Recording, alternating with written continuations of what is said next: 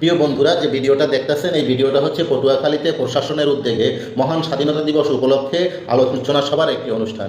সেখানে খেলাফত মজলিসের এক বক্তা তিনি বক্তব্য দিতে গিয়ে তিনি বলছেন 1971 সালের রণাঙ্গনে শেখ মুজিবুর রহমানের কোনো ভূমিকা নাই।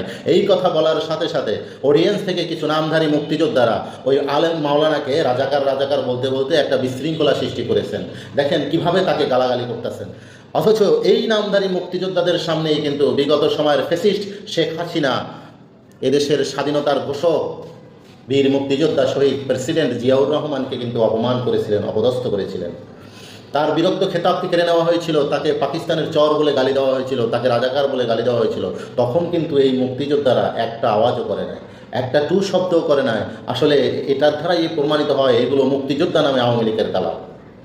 এরা সুযোগ যেখানেই পায় সেখানে দালালি করে। আজকে শেখ মুজিবের কথা শোনার সাথে সাথে এদের রক্তে আগুন লেগেছে, অথচ জিয়াউর রহমানকে যে এত গালাগালি করা হলো, এত অপদস্থ করা হলো, এত অপমান করা হলো, এত নিগৃহীত করা হলো, তাতে কিন্তু তাদের শরীরে একটুও জ্বালা পোড়া লাগে না।